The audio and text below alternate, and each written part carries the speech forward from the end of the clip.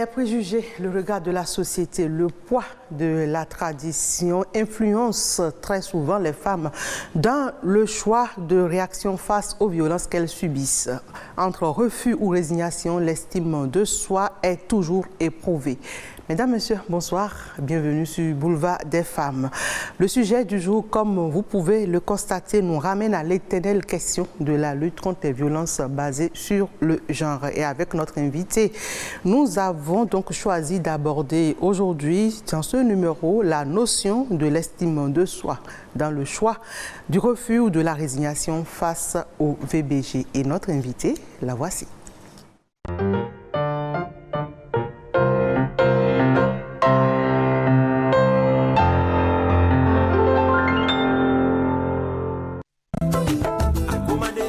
Elle est de nationalité béninoise, activiste sociale depuis les années 90, avocate bilingue au barreau du Bénin depuis 29 ans et consultante internationale en droit de l'homme et en sexospécificité.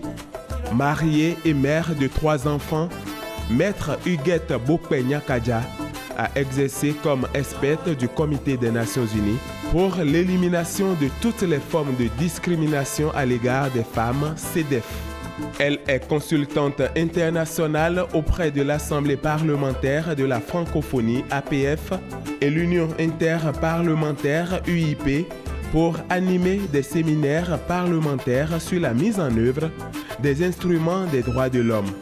Consultante auprès de la Division pour la promotion de la femme du Parlement des affaires économiques et sociales des Nations Unies, de l'Institut national démocratique pour les affaires internationales NDI et d'ONU Femmes, appuyant les gouvernants et parlements dans la mise en place des processus nationaux de collecte et d'analyse de données et l'élaboration des rapports initiaux et périodiques relatifs à l'application des instruments relatifs aux droits de l'homme en général et aux droits des femmes et des enfants en particulier.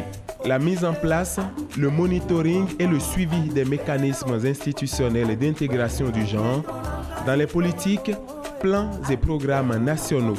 Au plan national, Maître Huguette Bokpe-Nyakaja est précédemment secrétaire générale adjointe de l'Association des femmes juristes du Bénin, membre fondateur de Social Watch dont elle a été coordonnatrice adjointe, membre fondateur et coordonnatrice nationale du réseau WILDAF Bénin. Elle a initié une plateforme appelée En toute confiance, grâce à laquelle elle contribue au développement personnel des jeunes en particulier et de tous en général, au moyen de dialogue sur Facebook entre parents, enfants et enseignants. Depuis le 1er septembre 2021, Maître Huguette Bokpe-Nyakaja est secrétaire exécutive de l'Institut national de la femme, l'institution qu'il fallait à cette ardente défenseuse de la cause féminine pour davantage impacter la société béninoise. Mirabel Fifamé, je vous prie de reconnaître la présence parmi nous de l'ardente défenseur de la cause de la femme et de l'enfant à la personne de Maître Huguette Bokpe-Nyakaja.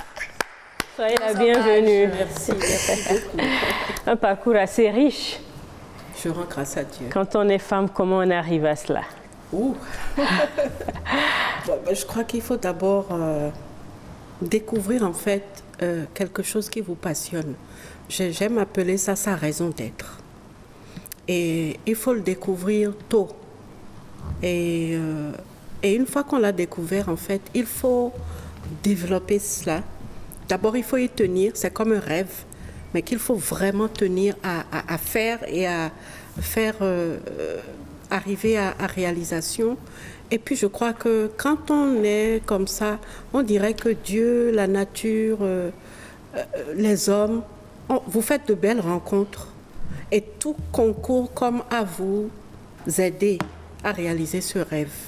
Je crois que quand je fais un regard en arrière, j'ai l'impression que tout est parti de la découverte de ce pourquoi j'étais née, ce qui me faisait vibrer, ce qui m'occupait de telle façon que je ne sentais pas le temps passer.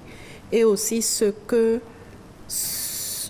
c'est-à-dire, je n'ai pas la paix tant que je n'ai pas fait cette chose qui est ma raison d'être.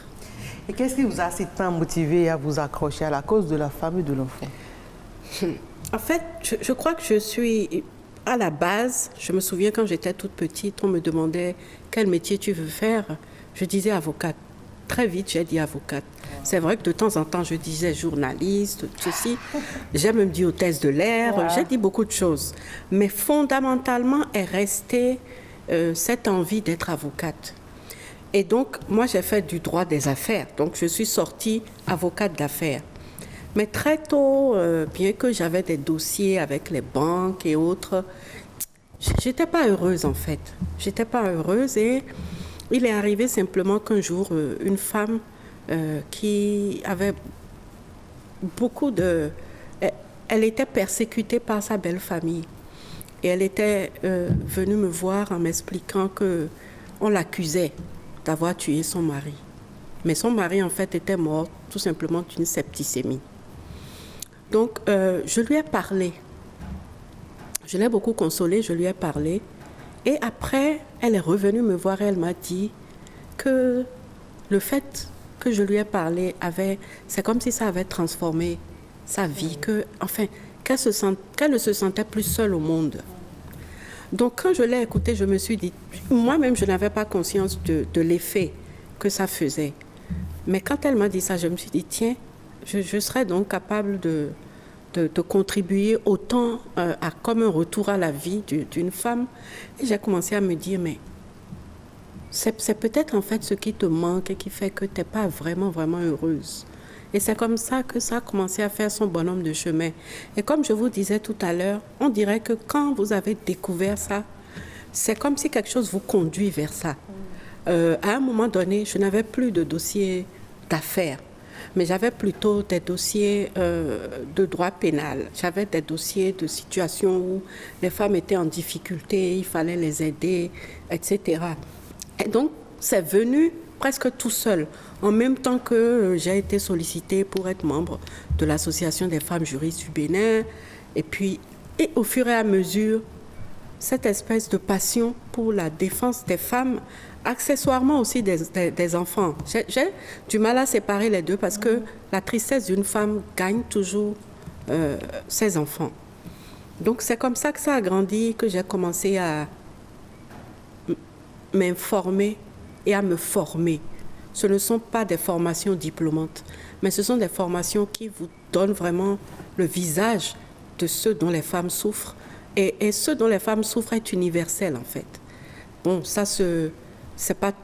Il y a des milieux qui sont plus favorables, plus rapides à un retour, on va dire, à la normale, à une égalité, et d'autres qui le sont beaucoup moins. Mais c'est universel, la souffrance des femmes. Donc voilà, et depuis, j'y suis restée. Je peux même dire que de plus en plus, ces 5-6 dernières années, je me suis plus occupée, depuis 2013, on va dire, je me suis plus occupée des femmes que je ne me suis vraiment occupée de dossiers, on va dire, à part les dossiers de droit criminel. Mais j'ai vu que vous étiez totalement absorbée tout à l'heure. Vous avez failli même aller l'embrasser. Franchement, je suis sidérée parce que déjà, la première chose qui m'impressionne, c'est le fait qu'on ait un rêve depuis l'enfance et qu'on parvienne à réaliser ce rêve. Tout le monde n'arrive pas à le faire. Au début, on a envie d'être ci, on a envie d'être ça, mais avec le temps, ça disparaît. Mais là, je me rends compte que c'était déjà presque inné, si je peux me permettre de le dire ainsi.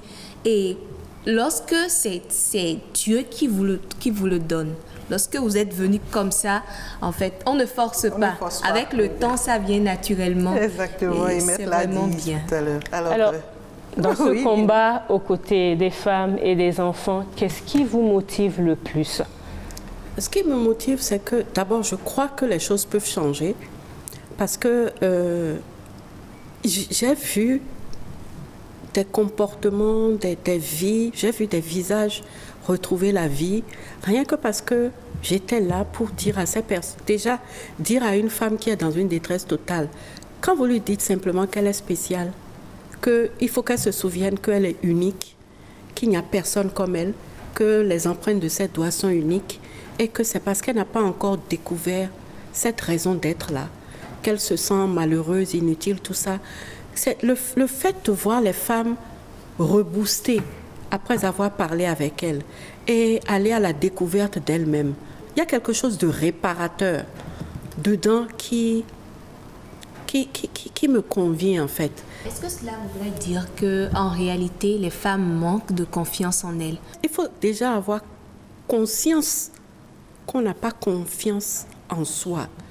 Et pour vous dire la vérité, moi aussi j'ai grandi avec des difficultés d'estime de soi.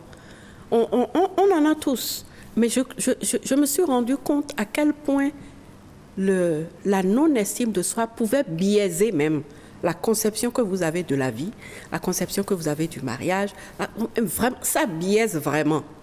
Et donc, j'ai vu que ne pas avoir l'estime de soi était dangereux et que c'était, dans la plupart des cas, la cause des problèmes des femmes. Surtout quand je me rends compte, par exemple, quand j'ai affaire à une femme qui a des moyens, qui a un travail, qui a tout, mais qui subit, par exemple, de la bastonnade au quotidien de la part de son mari, qui a les moyens, même si son père la renvoie, ses sœurs la renvoient, a peut-être les moyens de passer une nuit dans un hôtel ou quelque part pour échapper un peu à la violence. Mais que je vois qu'elle me dit tout le temps, c'est rien, ça va finir par aller. Alors que on est d'accord que ça ne finira pas par aller, parce qu'une nature, c'est une nature. Ça me fait peur. Et c'est là où je me dis, il faut avoir l'estime de soi. C'est même un instinct de survie que l'estime de soi vous permet de cultiver, de développer. Mais est-ce que là, la famille n'est pas à inculper non plus? Parce que à un moment, lorsque les femmes ont des difficultés et l'exposent à leur maman, par exemple, il y a dans certaines familles des mères qui disent « J'ai vécu pire avec ton père, hein, donc il faut que tu puisses supporter parce que le mariage, c'est pas facile, le mariage, c'est ça. » Est-ce que c'est normal qu'on puisse donner de tels conseils à sa fille qui est en train de souffrir dans un foyer? Ce n'est pas normal, mais ce que je veux dire, c'est que la maman elle-même n'est pas outillée pour passer un autre message à sa fille. Nous devons reconnaître que la génération, votre génération, vous avez une chance inouïe. Parce que vous avez de l'information à disposition. Il fallait acheter des livres pour s'informer par rapport à certaines choses. Alors que d'un claquement de doigts, vous allez sur Internet, même si votre maman ne peut pas vous parler de la solution, quand vous avez une difficulté dans le ménage, il y a plein de documentation sur la psychologie du mariage, etc., qui font que vous allez pouvoir avoir de l'information. Et vous allez, avec un minimum de sagesse, vous allez pouvoir utiliser cette information. Ça n'existait pas avant. La maman qui dit ça à sa fille, comme elle le dit si bien, c'est ce qu'elle a vu sa mère subir ça. Et quand même, chacun de nous a pour modèle sa maman.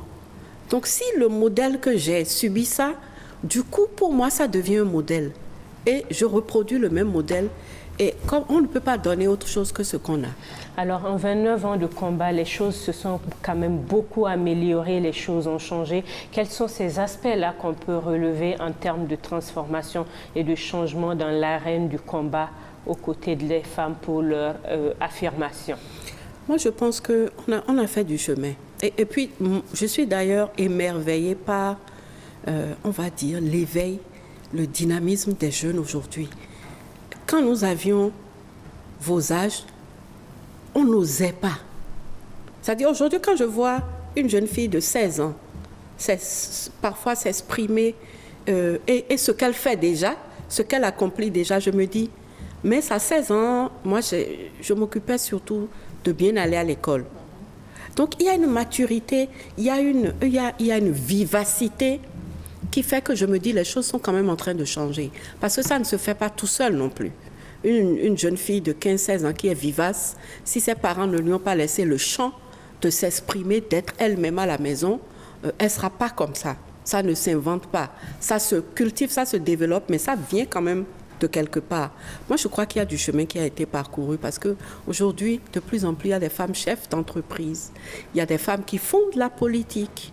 C'est vrai que ça fait longtemps qu'il y a des femmes qui font de la politique, mais pas en aussi grand nombre qu'on ne qu'on ne le constate aujourd'hui. Et puis les langues se délient. Et puis la question de l'autonomisation financière, je crois que beaucoup de femmes en ont pris conscience et ont compris que si je ne suis pas autonome financièrement, je n'aurai pas le choix de dire non à la violence. En fait, je n'aurai pas beaucoup de choix. Parce que c'est le choix de celui qui me nourrit, qui m'habille, qui me soigne, qui me vêtit, qui fait tout. Forcément, son choix ne s'imposera par rapport au mien. Donc, les langues se délient. Les femmes se confient, parce qu'avant, les femmes ne se confiaient pas. Avant, les secrets de mariage, de ménage, même un avocat, tu vas brosser la situation peut-être. Et puis, mais si elle a envie de creuser avec toi, il y a une pudeur qui fait qu'on n'en parle pas. Donc, beaucoup de pudeurs ont tué beaucoup de femmes. Aujourd'hui, on a quand même... Les choses ont changé, certes, mais on remarque quand même aussi, et l'actualité ces derniers temps nous l'a aussi démontré, il y a de ces femmes, on a encore du boulot. Et les statistiques ne sont pas pour autant aussi reluisantes. Et de l'autre côté, quand les femmes aussi, elles vont porter plainte ou essayent de dénoncer leur bourreau, quand on parle de violence faite aux femmes, c'est encore elles qui reviennent à la charge pour dire c'est mon mari, il faut le laisser. Oui. Comment est-ce que vous expliquez ces situations? Voilà, je vais vous expliquer. Parce que derrière ce genre de réaction qui nous énerve, il y a beaucoup de paramètres. Il y a la belle famille, n'est-ce pas? Il y a aussi, comme je vous ai dit, le fait qu'on n'est pas autonome financièrement. Il y aura toujours une différence dans le choix qu'une femme autonome financièrement a et celui d'une femme qui n'est pas autonome financièrement. Pourquoi? Comme je vous ai dit tout à l'heure, c'est-à-dire, si vous dépendez totalement, entièrement d'un homme, vous allez subir beaucoup. Parce que, surtout si vous avez déjà fait, je ne sais pas, vous avez déjà fait 25-30 ans avec lui. Donc, vous vous dites, quelle vie je peux recommencer maintenant? N'est-ce pas? C'est lui qui fait tout. Donc, vous vous dites... du jour au lendemain, tout ça va être coupé. Parfois, ce n'est pas tellement à elles-mêmes que les femmes pensent, mais à leurs enfants. Oui. Vous avez vu donc, il y a la belle famille qui est derrière déjà qui dit « Ah bon, tu es allé signaler notre fils à la police et il est en justice. Ok, s'il ne rentre pas à la maison ce soir, pendant que l'un ne rentre pas, il y en a un qui va sortir. Et c'est toi. Donc, tu te débrouilles. Ce qui t'est monté à la tête, qui a fait que tu as crié, tout le monde a entendu, et puis tu te sens soutenu là. Cette chose n'a qu'à te passer, et que notre fils rentre ce soir. S'il passe une seule nuit dehors, tes affaires sont dehors. Forcément. Si ce n'est pas quelqu'un qui peut dire, mettez mes affaires dehors, là où je vais dormir, ça ne manquera pas. Si ce n'est pas quelqu'un qui sait qu'elle peut aller tomber dans les bras de ses parents, ou aller crècher chez une sœur. Si c'est quelqu'un qui, si elle va chez ses parents, vont lui dire « Retourne régler tes problèmes ». Si elle va chez sa sœur, elle va dire « Ah, on est déjà à 6 dans une chambre dans la maison, je ne peux pas te recevoir ». Ou que mon mari ne va pas accepter, mon mari risque de me renvoyer aussi. n'acceptera pas parce qu'il est quand même bien copain avec ton mari, ça va amener des histoires. Que voulez-vous qu'elle fasse? L'estime de soi aussi dont nous parlons, c'est ça qui fait qu'une femme peut retourner sa veste rapidement parce qu'elle se dit « Si je veux manger, continuer de manger, et si mes enfants vont continuer d'aller à l'école, j'ai intérêt à arranger les choses. » Alors, pour toutes ces femmes qui ne sont pas, par exemple, autonomes, qui ne savent pas où aller quand elles se retrouvent dans ces situations du genre, que fait, par exemple, l'Institut de la femme? Voilà. Maintenant, l'Institut de la femme, national de la femme, a été installé précisément pour que celles qui sont très vulnérables, celles qui sont indigentes, qui n'ont pas les moyens, qui n'ont pas la force, mais qui veulent bien que justice leur soit faite, si elles nous appellent, on ira à leur secours. On les accompagnera en justice. On prend, disons, la responsabilité de porter le chapeau de la procédure. C'est déjà arrivé. Hein, oui, et justement, nous avons un exemple, et c'est à dessein qu'on a choisi cet exemple. Récemment, il y a dans la commune d'Abomey-Calavi, Rebecca Kendiaouya a recueilli des témoignages sur une situation de violence faite à une jeune fille. Elle a été victime de viol de la part de son cousin et la famille a voulu qu'elle aille crècher chez ce cousin. et qu'ils deviennent mari et femme, une fille de 14 ans. La situation est venue chez vous et vous l'avez pris en charge. La situation est venue chez nous. Alors, avec la complicité de Christelle, nous allons revivre l'événement.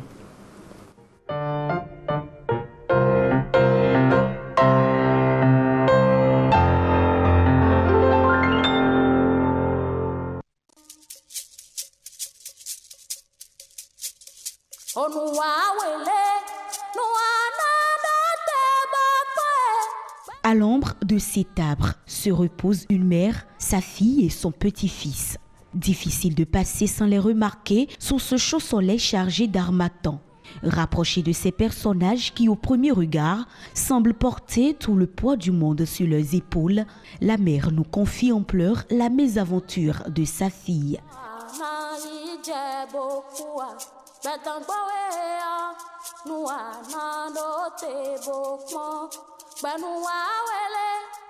Sa fille, que nous décidons d'appeler dans ce reportage Adjoa.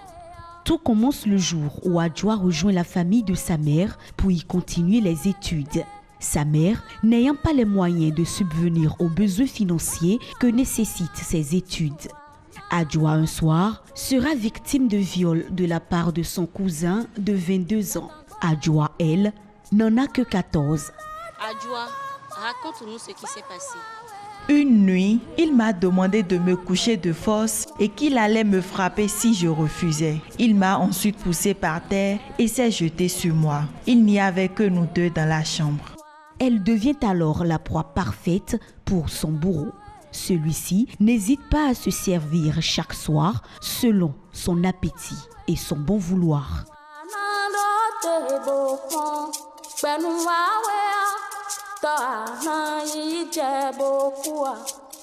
Les jours passent. La mère d'Adjoa décide d'aller chercher sa fille afin qu'elle passe les vacances scolaires à ses côtés. Surprise, elle retrouve sa petite Adjoa chétive, trimballant tout le temps une fatigue anormale pour son jeune âge. Après une consultation médicale, maman Adjoa apprend que sa fille est enceinte de 6 mois. Je lui ai demandé qui était l'auteur. Nous nous sommes donc rendus chez ce dernier, accompagnés d'une de mes sœurs. Sur place, j'ai décidé de leur laisser ma fille et de la reprendre seule après son accouchement et ils se sont opposés. Adjoa reste alors avec sa mère et accouche par césarienne. Je me suis retrouvée en pleurs quand j'ai vu le bébé. Mère à 14 ans, envers et contre son gré. Au Bénin, le viol est un acte puni par la loi et passible de lourdes peines de prison. Pourtant, la famille maternelle de Adjoa semble penser être au-dessus de cette loi. Voilà pourquoi, au-delà de cet acte ignoble posé par un des leurs, elle décide de faire épouser Adjoa à son bourreau de gré ou de force. Je refuse que ma fille aille sous le toit d'un homme à cet âge. Ce refus de maman Adjoa va lui coûter cher, très cher. Selon nos dernières informations, elle aurait été battue par sa propre famille. Son crime, protéger son enfant et son petit-fils. À l'heure actuelle, la famille cherche à mettre la main sur Adjoa et son bébé. À l'heure actuelle, une mère cherche à se faire entendre pour que justice soit rendue à sa fille abîmée par des tas de viols et une grossesse trop précoce.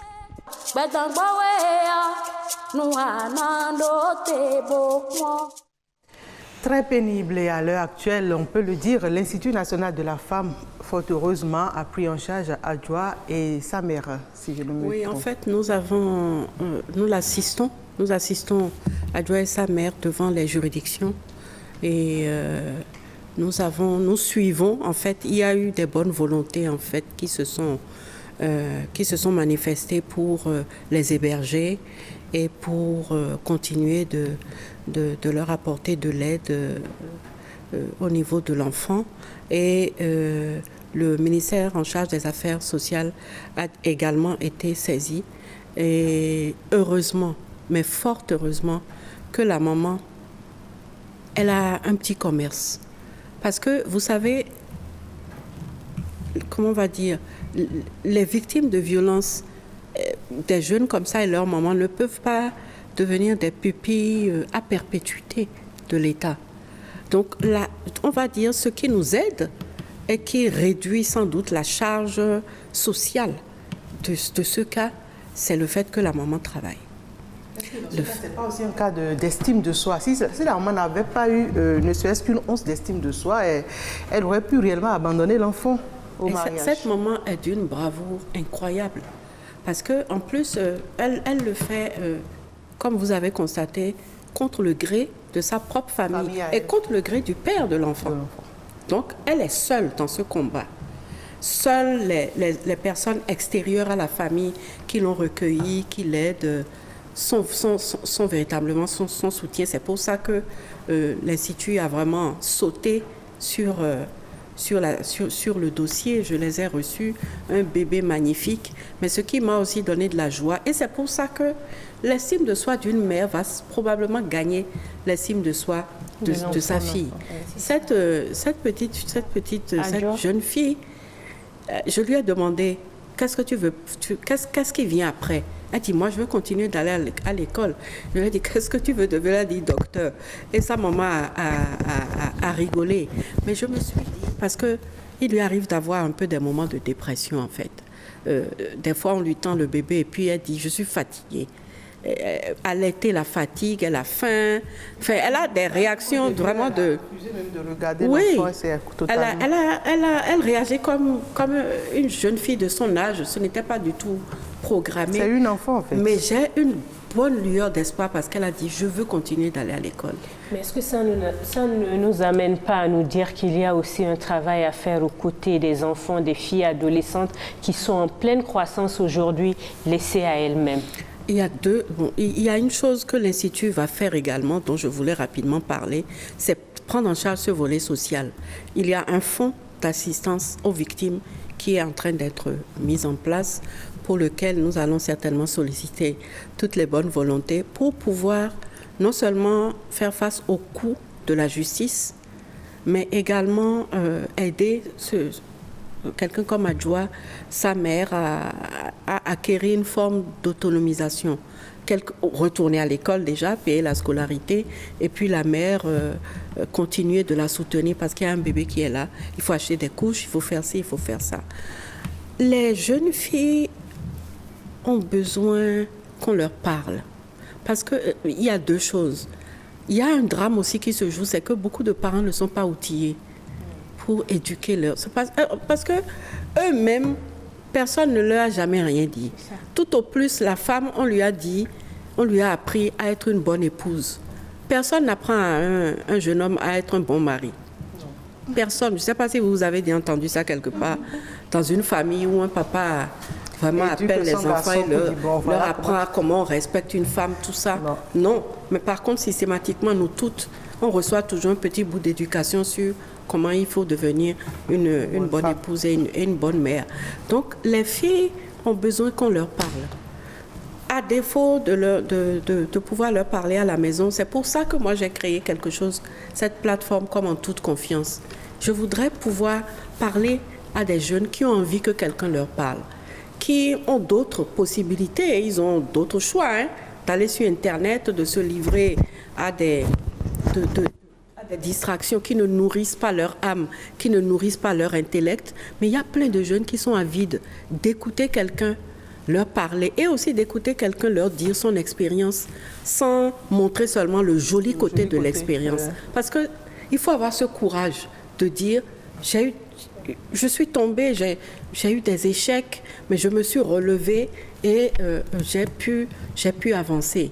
Donc, moi, je suis vraiment pour un accueil autant que possible des jeunes filles comme les jeunes garçons. Parce que si on continue de n'agir que sur les jeunes filles, il y aura toujours ce fossé entre les jeunes filles. Vous voyez, aujourd'hui, par exemple, j'ai eu une discussion avec un jeune qui, déjà, il a quoi, 18 ans, me dit, je lui ai dit, mais qu'est-ce que tu ferais si ta femme, plus tard, était promue, par exemple, à son boulot, ou qu'elle était nommée, je ne sais pas, ambassadeur du Bénin aux États-Unis ou quelque part. Il dit, ce qui est clair, c'est qu'elle, là, ne peut pas être ma femme. Je dis, comment tu peux savoir l'avance? Il y a une chose qui est sûre, c'est qu'elle ne gagnera pas plus d'argent que moi. Wow. S'il doit avoir une promotion, c'est moi qui dois recevoir la promotion. Donc, j'ai dû lui parler et lui dire, c'est pas comme ça que ça fonctionne. Pendant que tu te promeus,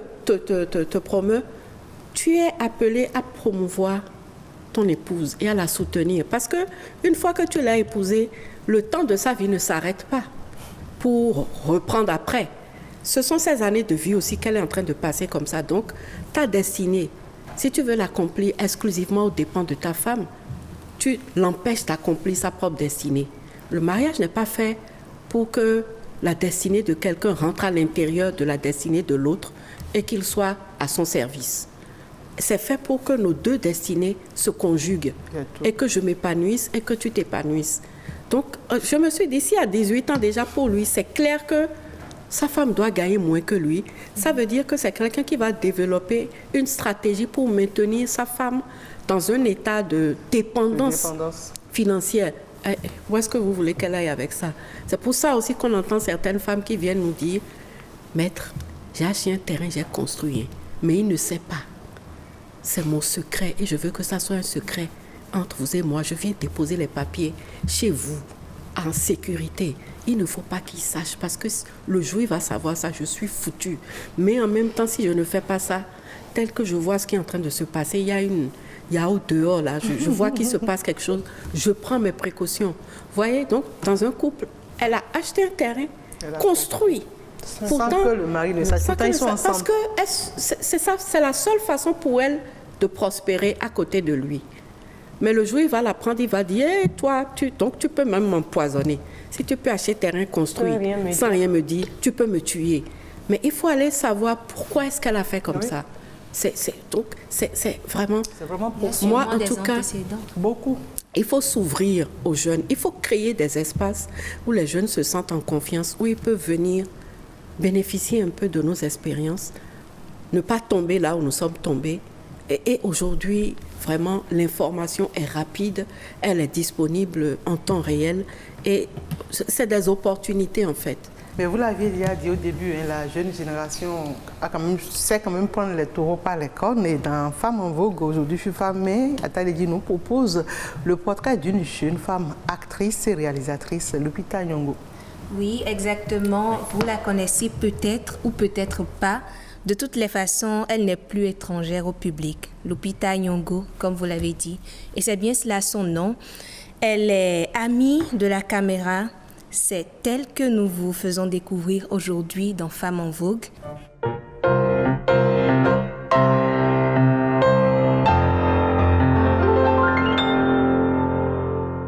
Comment ne pas être bouleversé par Lupita Nyong'o?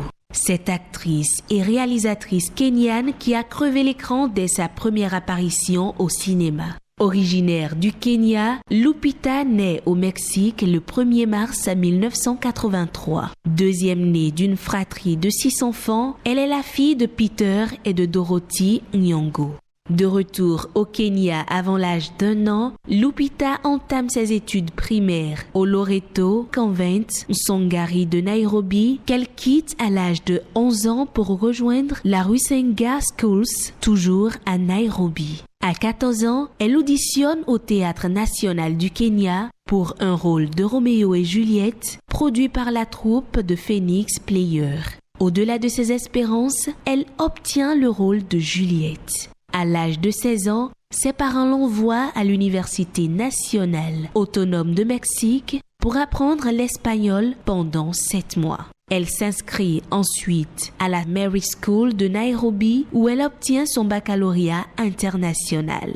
Ceci lui ouvre en 2005 les portes du Hampshire College aux États-Unis où elle obtient en 2008 un baccalauréat universitaire de lettres. C'est en 2008 que sa carrière professionnelle débute véritablement lorsqu'elle joue le rôle féminin principal dans East River, un court-métrage de fiction tourné à Brookline.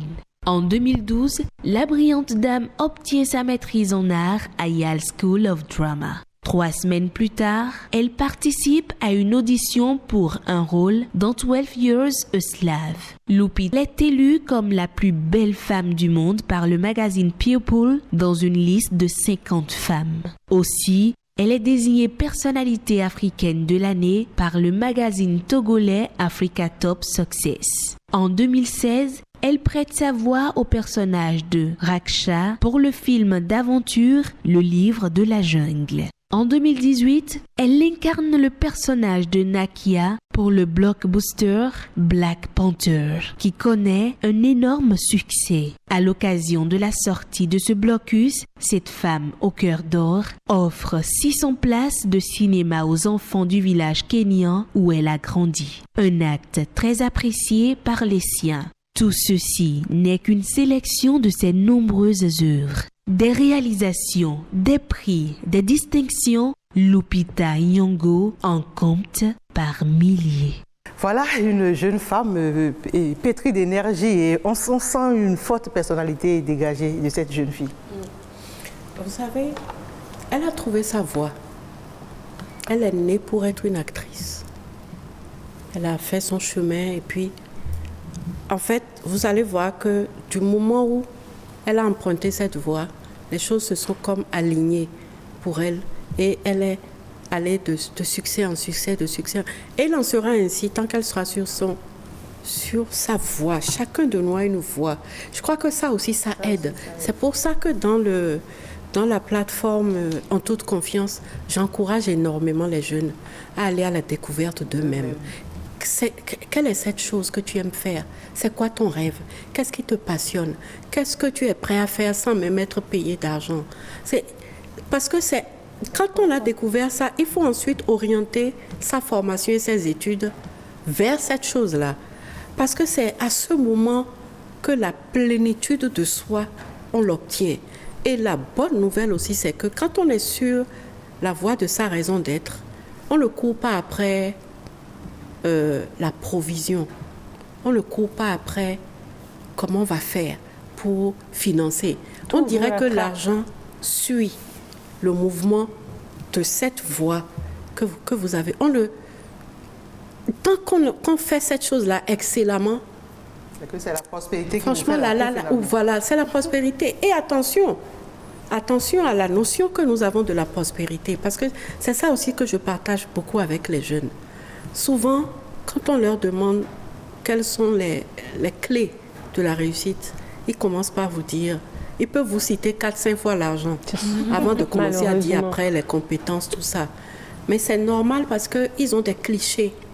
Et donc, il faut leur apprendre, par exemple, que, en fait... La prospérité n'est pas synonyme forcément d'avoir beaucoup d'argent. La prospérité a plusieurs facettes. La première des facettes, c'est vraiment d'être sur sa voie, là, et d'être heureux. Il n'y a rien de tel que d'être heureux. Parce que quand on est heureux, on attire, en fait, les belles choses. Mais quand on est malheureux, c'est comme si on était comme un repoussoir pour les belles choses. Je vous parle d'expérience. En tout cas, place à la littérature à présent.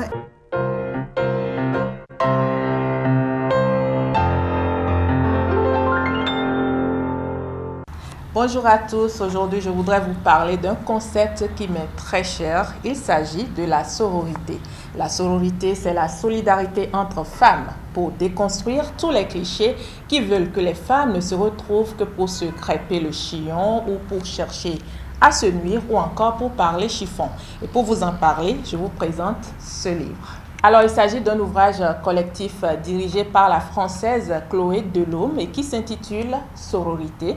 Et les textes sont signés de 14 femmes. Elles sont romancières, essayistes, chercheuses, chanteuses, journalistes, poétesses, réalisatrices ou encore metteuses en scène. Et ces femmes racontent et explorent le lien qui existe entre elles et leurs sœurs de sang, leurs amis ou même des inconnus. J'ai choisi de vous parler en particulier de 2 de ces textes. D'abord, il s'agit de la nouvelle de Estelle Sarah Bull qui s'intitule « Un café ». C'est l'histoire de 2 femmes qui discutent autour d'un café. La première essaie de convaincre la seconde qu'il faut traiter les femmes avec plus de bienveillance et de considération et que les femmes doivent être plus solidaires entre elles si tant est qu'elles veulent marquer leur temps comme les hommes. Et le deuxième texte dont je voudrais vous parler dans ce livre est un sujet de réflexion qui s'intitule « À cause des garçons » et il est signé Ovidi. Alors, cette autrice part de l'analyse d'une chanson justement intitulée « À cause des garçons » pour démontrer comment la culture populaire cantonne les femmes dans le rôle de la schtroumpfette. La schtroumpfette, c'est une créature sans cervelle, une créature imaginaire qui ne pense qu'à rester mince et belle et à séduire les hommes. Et le syndrome de la schtroumpfette, explique Ovidi, c'est l'idée que les femmes ne pensent qu'à leur apparence et leur capacité à séduire, quitte à écraser leurs semblables et qui sont donc des femmes. Et nous allons nous quitter avec un extrait du livre. Nous sommes page 11-12 et l'extrait, c'est l'extrait de l'introduction de celle qui coordonne cet ouvrage, Chloé Delhomme. La sororité est un outil de puissance, une force de ralliement, la possibilité de renverser le pouvoir encore aux mains des hommes. S'allier en un regard, faire bloc, contrer en nombre. Pour autant, c'est un geste qui ne va pas de soi. Nous sommes conditionnés. La rivalité entre femmes est savamment cultivée. La concurrence pour être la préférée de papa et ses incarnations sévit dès le bac à sable. Le syndrome de la schtroumpfette peut hanter les bureaux comme les espaces privés. La méfiance est souvent de mise. Chacune si précaire en sa place, beaucoup redoutent d'en être dépossédées. Percevoir en l'autre une sœur ne va pas toujours de soi. J'entends en l'autre toute femme, qu'elle soit née femme ou le soit devenue. La sororité est une démarche consciente, presque une éthique de vie, qui nécessite de l'empathie, de l'ouverture, de la confiance. Tout l'inverse de ce qui nous a jusqu'ici formatés. Voilà, nous allons nous quitter sur cet extrait. On se retrouve très prochainement. Vous aimez lire ? Énormément. Alors, je vais vous raconter une histoire. Je suis obligée d'aimer lire. Parce que quand on était jeune, nous, on avait des vacances particulières. Je vous dis, jusqu'en terminale. Chaque fois que les vacances arrivent, il y a une cantine. Je me souviens de sa couleur, vert-gris, métallique. Sûrement que ça vous a beaucoup marqué. Ça m'a marqué. Parce que la cantine, dès que vous avez les vacances, peut-être le 14 ou 13 juillet, le 15 juillet, la cantine est déjà dans le couloir. Qu'est-ce qu'il y a dedans? Des livres. Donc mon père distribue à chacun son lot. Tu lis et puis vers la fin des vacances, tu dois résumer chacun des livres que tu as lus. Parce que c'est ça qui m'a donné le goût de la lecture. Le métier d'avocat demande qu'on lise. Le métier de consultant demande qu'on lit. Quel que soit le métier d'ailleurs qu'on fait. Je parie que vous lisez énormément. Si vous ne lisiez pas, elle n'aurait pas sorti l'histoire de Lupita et vous ne seriez pas sur... Donc, et ça, je crois que ça manque à nos enfants. Alors, on ne fait pas que lire, hein, on s'entretient aussi et c'est là l'utilité de recettes et astuces. Aujourd'hui, dans recettes et astuces, nous allons apprendre à traiter ou entretenir nos cheveux.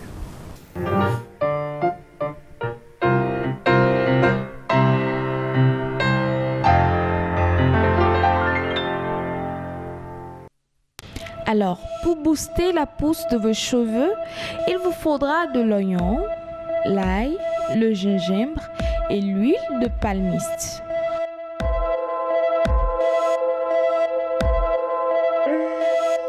On va commencer par râper tous les ingrédients dans un bol.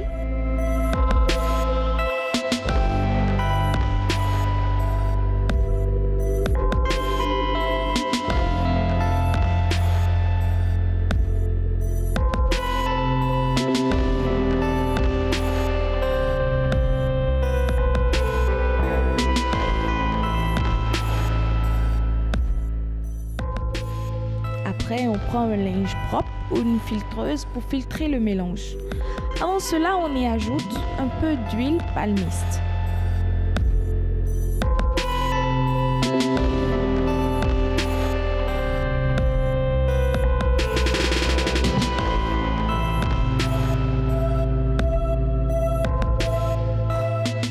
On mélange. On passe ensuite au filtrage.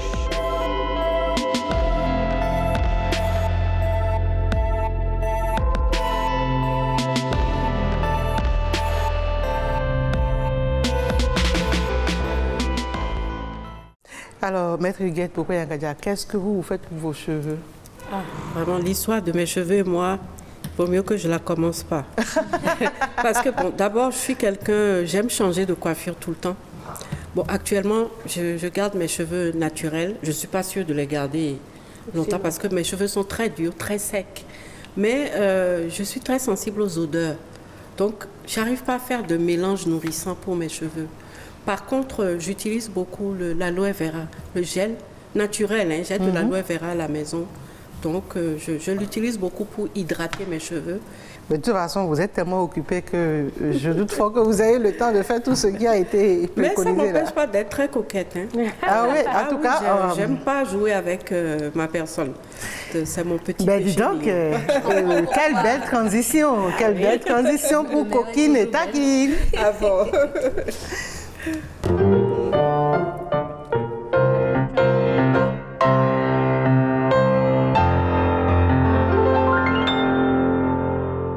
Vous avez dit tout à l'heure que vous êtes coquette.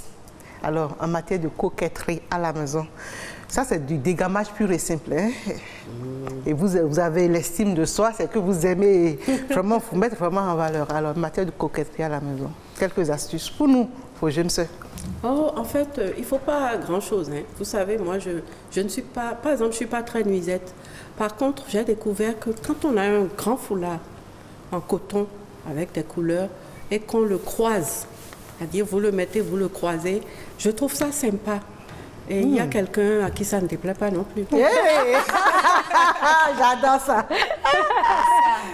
Mais ben oui, ça c'est je n'achète pas des nuisettes, je ne m'embarrasse pas de ces choses-là, mais je sais enrouler un truc autour du cou et puis ça fait son c'est effet. parti. Hein.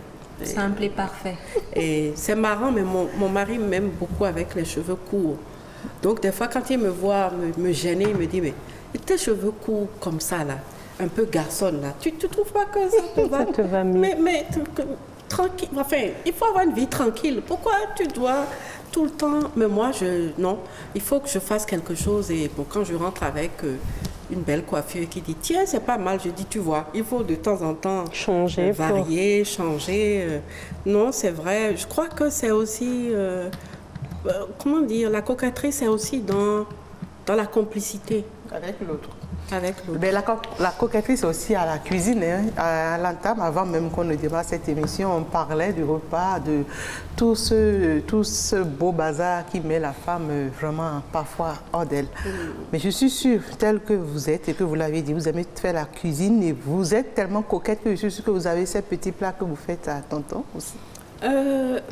De ce point de vue, je vais vous dire peut-être que notre coquetterie n'est pas trop placée là. Parce que nous sommes tous les deux des gens très occupés et vraiment, je sais gré à mon mari d'être tolérant par rapport à ça. Mais ça m'arrive de quand vous voulez le charmer, vous avez envie de le charmer. Bon. Vous mettez quoi dans la petite sauce? Rien, non. Lui, il ne mange pas de piment, il n'aime pas trop épicé. Mais je sais qu'il aime beaucoup le haricot. C'est vraiment... sa maman était d'Orego, donc des trucs comme le feijoada et autres, il aime bien. Mais je vais être très honnête avec vous. Je suis bonne cuisinière, mais sans plus. Je ne suis pas un as de la cuisine.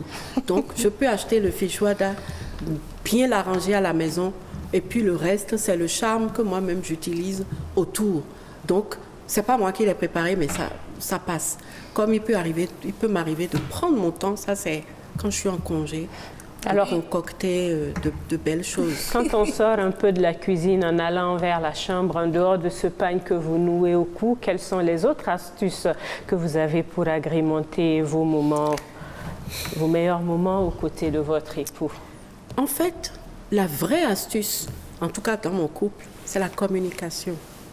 Vous voyez, c'est tellement important parce que on est passé par différentes phases. On a eu des phases où on avait des bureaux séparés, donc on ne se voyait pas beaucoup. Et puis aujourd'hui, après quoi, 34 années de mariage, nous sommes dans le même immeuble. Mais ça commence à la maison, ça continue au bureau, et puis ça se termine le soir. Donc le matin, on se dit des choses gentilles, on rigole. Moi, j'arrive au bureau peut-être la première. Lui, il fait un tour. On a pris l'habitude chacun de faire les 100 pas pour ne pas se faire trop mal au dos et pour ne pas attraper des problèmes de sciatique. Il peut quitter son bureau, faire les 100 pas, et je le vois apparaître. Il dit non, je passais. Je voulais juste voir. Et moi aussi, je fais pareil. Une fois que quelqu'un a fait ça, vous aussi, vous avez envie de le faire. La fois suivante, de le surprendre. Vous ouvrez, t'es là, t'es bien, non, viens, rentre, que... Je dis non, tu regardes un peu et puis à la maison, on va voir le reste. En fait, c'est la communication. La vraie astuce, c'est la communication. Ça fait que, même dans une chambre nue, je veux dire, où il n'y a rien de spécial, la communication, c'est magique en fait. C'est magique et il faut la cultiver. Lors de vos débuts avec monsieur, est-ce qu'on peut savoir qui a fait le premier pas? C'était lui qui avait fait le premier pas, mais il a vu en face beaucoup d'enthousiasme. Donc, c'est vrai, moi, j'ai pas, l'éducation que j'ai reçue n'est pas celle de quelqu'un qui est entreprenant, mais je dois vous avouer quelque chose. Quand un homme a le respect, quand un homme vous traite avec respect, même au début d'une aventure, en fait, ça vous met en confiance et vous vous lâchez. Parce que vous vous dites, c'est pas n'importe qui. Oui. Je crois que c'est ça, parce qu'on s'est connus très longtemps avant de nous marier. On s'est connus dans les années 80, et on s'est mariés en 88. Et ça nous arrive de regarder des photos, de rigoler, de dire en fait on se connaît, ça fait longtemps, hein, ça fait longtemps qu'on frotte ensemble, ou de temps en temps il dit ça fait longtemps qu'on dort ensemble, mais j'ai toujours envie. Et moi je lui dis, écoute, même si c'était à refaire, je me remarierais avec toi. Rien, la communication, vraiment, permettez-moi de le dire, c'est capital. Même sur les choses qui fâchent, communiquer, puis après, vous vous réconciliez. Ça, je fais un grand bravo. Merci. Ça donne envie d'aimer. Ça donne envie d'aimer. Si on n'aime pas déjà, ça donne envie de donner encore du piment dans son couple. Exactement. Ghislaine, avant qu'on conclue, je voudrais quand même qu'on revienne sur la notion de l'estime de soi. D'abord, il faut que les parents aussi aident les enfants à développer ça. C'est depuis qu'on est tout petit qu'il faut donner de l'importance à un enfant. Et il ne faut pas préférer un enfant à un autre. Il faut que l'enfant sache qu'il compte, qu'il est quelqu'un très tôt, n'est-ce pas? Et puis, l'estime de soi, c'est elle qui consiste à se dire je suis unique. Et souvent, en fait, la raison d'être aide à développer l'estime de soi. Vous voyez, le fait d'être unique fait que vous pouvez vous accommoder d'autres personnes formidables autour de vous. Quand vous avez l'estime de soi, vous pouvez voir de très belles femmes autour de vous sans vous sentir nécessairement dans un état d'insécurité. Donc vous pouvez célébrer l'intelligence d'une autre femme, la beauté d'une autre femme. Et même si vous vous sentiez en danger, ça peut arriver, que vous voyez que votre mari peut-être logne trop d'un côté, ou qu'il y a quelqu'un qui vraiment brille et qui attire son attention. Souvenez-vous toujours que vous êtes différent. Et qu'il y a une chose pour laquelle vous êtes créé et que vous seul pouvez mieux faire que toute autre personne. L'estime de soi aussi consiste à s'accepter comme on est. Maître Huguette Popa-Yakadia, on ne se lassera jamais de vous écouter et de vous suivre. Merci infiniment pour votre disponibilité. Merci de rester toujours à l'écoute de nous, vos jeunes sœurs et des jeunes filles, de nos filles à nous, et que vous avez accepté d'accompagner.